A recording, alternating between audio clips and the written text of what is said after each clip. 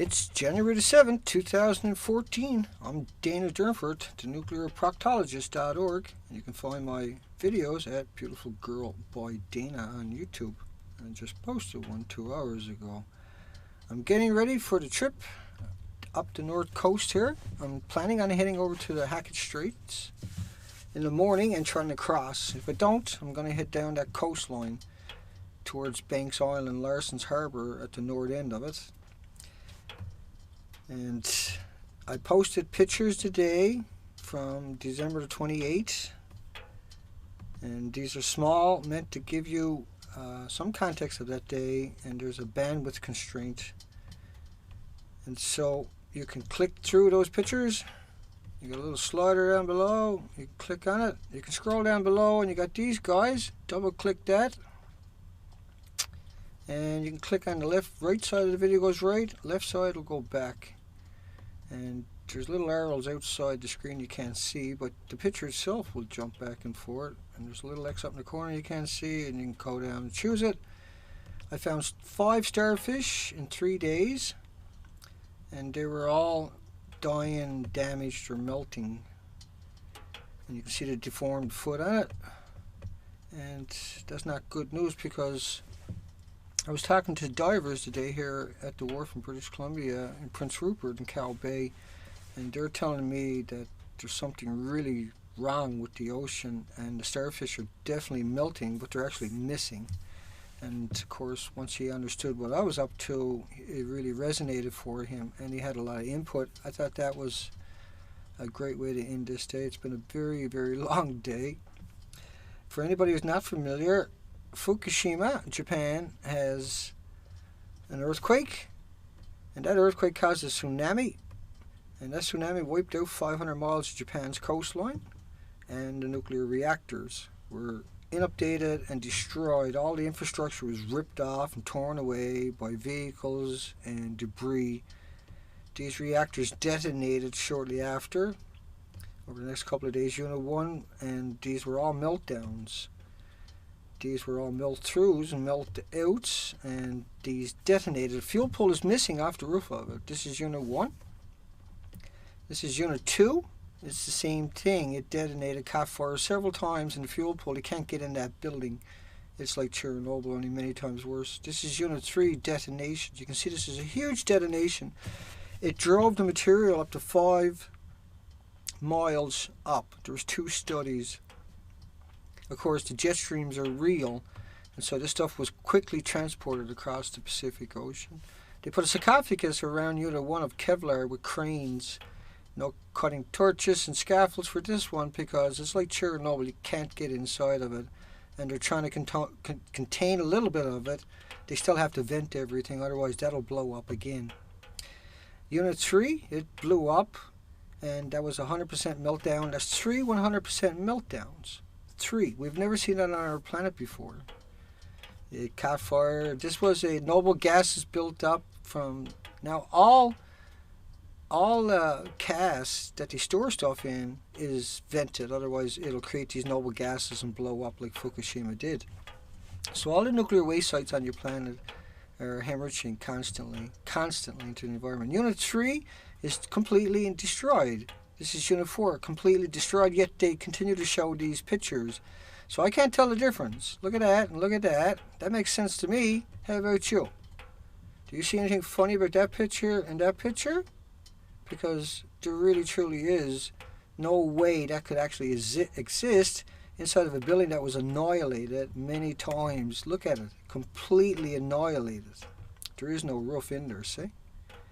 They built a structure up and across the top of it, and they tore off the roof of that building. They tore that roof off in order to build a structure. Now that structure doesn't support what's left of Unit 4. That structure is freestanding. They don't touch each other. So it goes up, goes across, and they're going to put a crane in there allegedly someday and try to pluck out some of the fuel rods. That's the fable.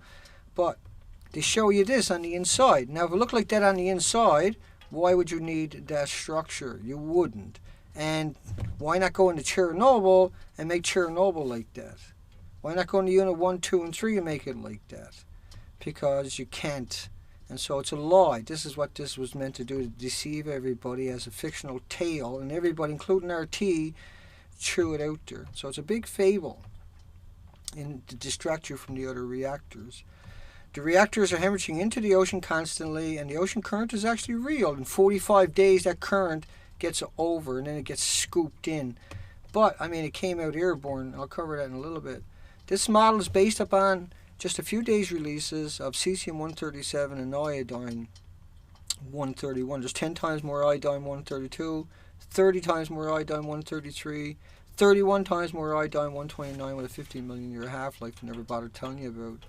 These long half-lives, when they come out of a chain reaction, are different completely, utterly, in every conceivable way than the natural radioactive elements on our planet with a long life. And so they like to say, oh, long life, less dangerous. Is not at all.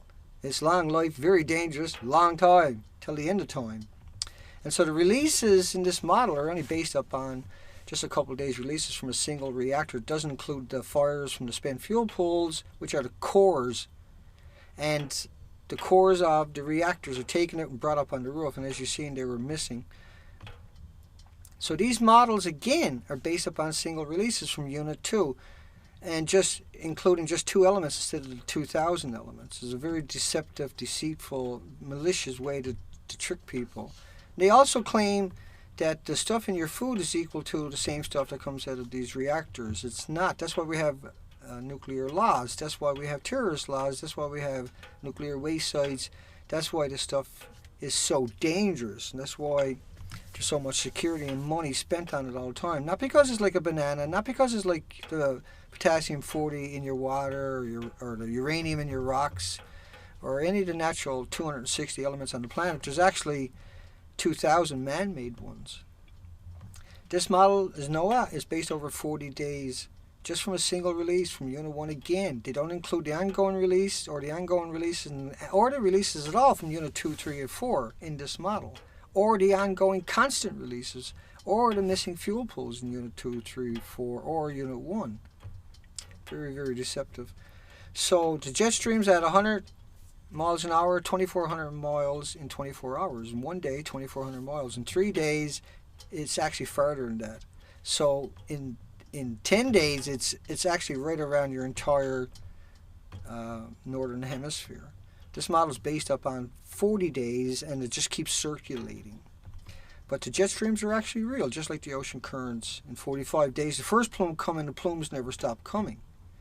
So it's a very dangerous environment that we have created by these lies and manipulations. The buckyballs, what you're seeing here, I'm going to refer to them as that, are sulfur peroxide hydrogen phenomenons from great heat and salt water. The sulfur creates these spherical shapes, and they're able to ingest the atoms and particles that are ionized and radiated and turn them to little nuclear engines. They're not soluble in water. They've done this for almost 2 months, and there's an enormous amount of these created. You know, a gram of the rods produces more atoms than all the grains of sands and all the beaches on the planet.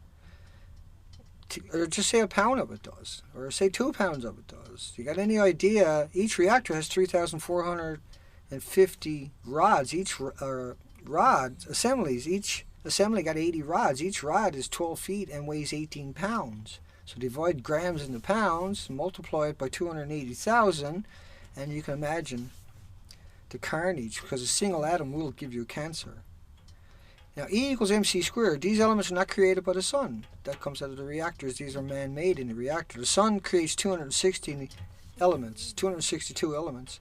We've created over 2,000 we know about, and probably 5 times more that are top secret. Not mentioning what India, Pakistan, Japan, or France, Japan, China, Russia, Canada, or any other country has created, but secretively. But you know, there's so much of this, and nothing on the planet is acclimated to or able to live in proximity to it. Has never encountered it before. Chernobyl was 1/3 the size of Fukushima. Chernobyl was a 30% meltdown. Chernobyl was using graphite, not MOX fuel. MOX fuel in the Unit 3 in particular, that's verified, These are missiles taken out of silos that have been sitting there for the Cold War for 40 years and are already went through the chain reaction. They're already 2 million times, the elements are already 2 million times more carcinogenic than they were before and dangerous and longevities. So when you put it through a chain reaction again, it's another 2 million times. That's why the Expedition for Life exists. We're doing a run up the coastline of British Columbia since August. I know sometimes I say May. I got no idea where that one came from. But it's, well, end of June, the last week of June is when this all started. And then we came up with the first video on the 10th of August. And we never stopped since then because we found so few species. We had to determine whether the rest of the coastline was really truly going to be like that. And since August, we haven't stopped. And the entire coastline is eradicated of its species. And this is what we were documenting up at the nuclearproctologist.org. And you can find those pictures. Now, sometimes I get the pictures like that. And sometimes they're like this. And you just click on it. You have to let the script load up because there's so many pictures on this page. It takes 5 minutes maybe for a page to load up because there's so much on these pages. So we're really pushing the technology that they're using. So all crew members died. 600 pilots died. These guys fell right out of the sky into the reactor. 600 pilots flew over and dropped boric acid and sand and lead down, and all 600 of them died of radiation sickness, according to Harvard on March 16, 2011. And I've covered that many times, that beautiful girl by Dana. CNN, April 25, 2012, said Fukushima only 7% as bad as Chernobyl. But Chernobyl 1/3 the size, Chernobyl 30% meltdown. Fukushima, 100% meltdowns, detonations, lost their inventories, same as Unit 4, complete and utter loss of inventories. And so this is many times worse than Chernobyl. Here they are lying. That's why we exist. Imagine the radiation that's going into the ocean alone, not counting the atmosphere, but going to the ocean. As St. Paddy's Day, imagine that the radiation is like dye, where you can actually see it because you can't, or taste it, or hear it, or touch it, or feel it, or pick it up, or anything, or throw rocks at it. You can't do nothing because that's the problem with it. It's the size of an atom. And so you cannot see that. Fukushima has 10,000 dumps, 10,000 separate dumps where they're piling up the radiation because it's extremely dangerous and they don't know what to do with it. They're burning it and liberating it back into the communities. And that stuff, like the pollution from Asia, comes across the Pacific and adds to the pollution indexes in North America shortly after and lingers there for months. And so they're liberating it, but don't fall down to the ocean or end up in the troposphere and fall out later, will end up over in North America because that's how the jet streams work, including Canada and the United States. That's the boat this afternoon. And it just blew the pontoon back up. I had to seal the floor because its water was getting in there. We got another little Zodiac, an 8-footer. It fits on the roof. And we got an 8 horsepower kicker short shaft because this long shaft won't fit on the back of that. You need a short shaft only. And we need that power. I'm out there by myself in the middle of nowhere. We had problems, and that's the solution. And that's the route we had to take, unfortunately. Because to me it's a lot more work to lug that around, but it's so much more safer to be able to yank that engine up and just row ashore, pull it up on the beach. Got all the equipment sitting in it right at your fingertips. It solved every one of the problems. Because the problem I have is I'm disabled, and so jumping out of a boat can't be done. But being able to put these little Zodiacs right into the shallow beaches, yeah, that changes the game right away. And we're off and running tomorrow morning bright and early. I drained the bank accounts at this stage in order to get everything and survive 5 weeks on the North Coast when I got 3 days out because of weather. And I had to have that little, and I put the call out, and Janet jumped on board, and so did everybody else. And once again, I just want to thank Janet again and again and again for what her and Fred have done. That's incredible, and you really changed the game again. Somebody always manages to step up. Right now it's been Janet 3 times had to step in and save the day, and that's my heroes, and everybody else's heroes, that even if they don't know it. And I wish, there was enough people coming on board throwing $1 at me. We didn't have to depend on that, and that's unfortunate. But that's the legacy we're going to leave behind. Is about 100 people has made this happen altogether, and that's the way it's going to be. There's no you can change that, and there's a lot of people that have stepped up to the plate over and over. When you look at this operation, that wasn't cheap. Nothing here is cheap. Everything is bought by somebody and paid for by lots of people sometimes. And so when I look around me, that's what I reflect. That's what I see. Is everybody's had put that money in there. This is what we got. So it's not like I got a boat and this is my thing. This is our thing. I can't look around me and say this is my thing. How could I? How is that even possible when everything around me is bought and paid for by other people? And so I still have that pride, don't get me wrong. I'm still extremely proud of what everybody has done. But I just want you to understand that I never do look at this in that context. It's not possible. You can't, when you've done this in the way we've done it. We've done it piece by piece by piece. We've done this, it's been the hardest way imaginable. But yet we have an extraordinary highball operation here. It's an amazing operation. And we have to do the North Coast in the winter for a particular reason that I don't think I clarified for people enough times. So let me try to do that again. We have to do the North Coast in the winter because we got to hit the Northwest Passage in the spring. That's the only time we can hit that place. And it's one or the other. And we want to get both of them. We know the North Pacific is dead. And yes, there's a few species left, but not many, and no amount of them whatsoever. In fact, the North Coast is naked up here, completely naked. There's just kelp weed, a little tiny bit of bull kelp, and 5 dead starfish. So, we got to hit the Northwest Passage in the spring. I don't know if I'm going to be able to do it. I got no idea, but we're going to try. And that's the idea, is suffer it out through the winter, hit that in the spring, and then it's done. Then we got the data, and we got 500 to 1,000 pictures a day or more coming. I'm going to be doing at least 1,000 pictures a day, and I'll be on the beaches on top of that. And so anything that's there, we'll get high-quality pictures, we'll get microscopic pictures, we'll get this data, we'll get radiation readings. I don't really have good detectors. PS sent me one, and I'm having huge issues trying to figure out how to work that thing. It's just huge issues.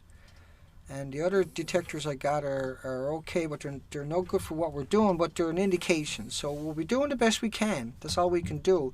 The species are missing. And the radiation there's no doubt there's an elevated radiation. That's all we've seen since we started this trip. We're just dealing with a new Geiger counter right now. We'll work it out. Once again, I'm in Cow Bay, Prince Rupert. The divers are all heading out tomorrow. I got a chance to run some of my old cronies finally today for the first time in 5 weeks, and that was really good. It's sad because they had to ask me what I was doing, and I had to tell them, and they told me in uncertain terms that there's no doubt there's serious damage going on to the ocean, and now it makes sense. Hugs for everybody. You can see I got a safety thing on my arm. I won't be running that very fast. This is meant to get a job done all day every day. And I took it out tonight for an hour and a half to break that engine in. You don't have to go over quarter throttle at planes, and it's fast enough. It's in emergency, it's got the torque to get me out from underneath a wave, and it's got the torque and the power and the speed to get me back to safety in a hurry, get me back to the Zodiac. And so you got to have that because you're up against huge winds and huge tides, and you need that extra bit of power. Rowing it is not going to cut it. And looking forward to getting out and getting that data because, like everybody else, it's been a long haul. Sitting here at a wharf for 5 weeks has not been fun. -12, freezing rain, all kinds of just unbelievable misery, but not enough to bring me down or sway me off the trail. I'm getting this done, and then we're going to hit the Northwest Passage, hopefully in the spring. I can survive that long. I'm pretty sure I can. You guys gave me every opportunity to do this right. We got all the gear we need to do it. We just need a break in the weather. That's here tomorrow morning. I'm up and gone. I'll go up and hit the grocery shop. And once again, you know, I spent everything I got on this operation. Everything sitting here for 5 weeks, keeping it afloat. And the bit that came in, I grabbed that little Zodiac, that little motor, because that's We gotta have it, unfortunately. I'm by myself. I don't got anybody can drop off on the rock. I gotta get on those rocks myself. Otherwise, we gotta have that data, and so we're gonna have it. There's enough coming in, I'm sure. Even if there's 50 or $100 a day coming in, that'll keep us afloat. Once again, we still got a long way to go. You gotta support me, folks. We're going for broke, and we got a long way to go. Unfortunately, we had to go out and buy this stuff, and so that really hurt the bank. That killed my bank account flat. I got $50 left in it, but we got all the fuel, all the groceries. I know there's a few more 100 coming in. That's enough to fuel up for another trip or two. So we'll keep going, but the data's coming. That's for sure. Take care, folks. Hugs for everybody. We're not sheeple at all. We're gonna wake those up. That's what we're gonna do. Take care, folks. Best wishes.